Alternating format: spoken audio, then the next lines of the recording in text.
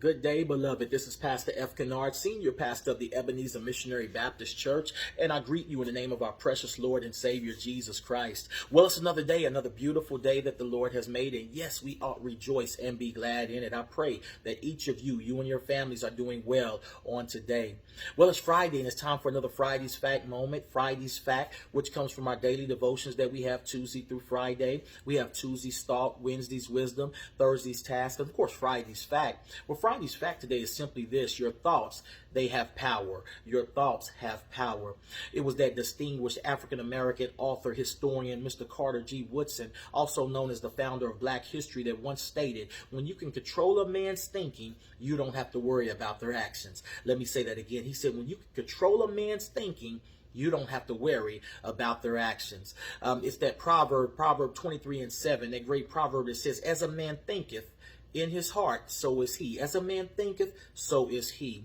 I want to build the context around, a framework around that particular verse 7 there in 23. Because if we look at the first few verses of chapter 23, we notice that there's a wealthy man who's invited someone less fortunate to eat at his table. Now, the text would let us know he invites him there to eat. He invites him to be in his presence. However, he does not really want him around. He's only inviting him to be around him because he has ulterior motives. He has other plans and other ideas. It's a quid quo pro situation. It's I do for you because I'm expecting you to do something from me. I want to stop right there, beloved, and say be careful about the folks you allow yourself to be around or that you allow to be in your space, because everyone who invites you to eat at their table is not always inviting you from a genuine position in life. Sometimes they could be inviting you because they're looking for something down the road from you, or they're needing you to do something for them in the long run, and at that moment that they invited you, you had no idea, but you were so gung-ho and so happy that this particular individual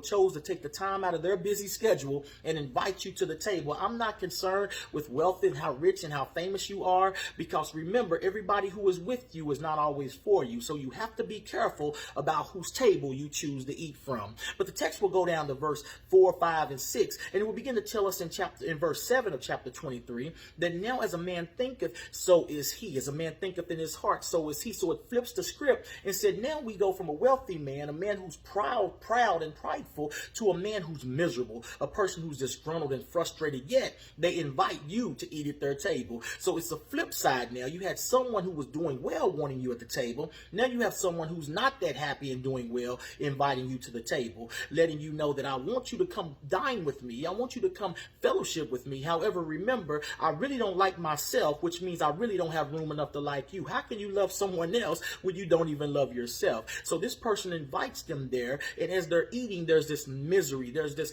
despicable attitude, because understand, misery loves company. The same way that you can run with someone who needs you in their space to make themselves feel better about themselves is the same way miserable folks will invite you to be in their space so that they can feel miserable and happy about having someone to match their misery. Be careful, beloved, on today that you think about the steps that you're taking in life and allow God to order those steps, because in your heart, whatever you think, that's what you will become. If you think negative thoughts, ultimately negative things may happen. If you think positive thoughts, ultimately positive things may happen. As a man or woman thinks in their heart, so is he. Never get to the point to where you become so desperate for someone else's attention or someone else to give you a response to the actions that you're taking from a day-to-day basis that you are willing to compromise the very sanity or compromise the very integrity and moral ethnicity or ethnic values that you've learned and that you've had in your life up until this point in your life, that you're ready to compromise those things and give them over for foolish actions. Never allow yourself to get so caught up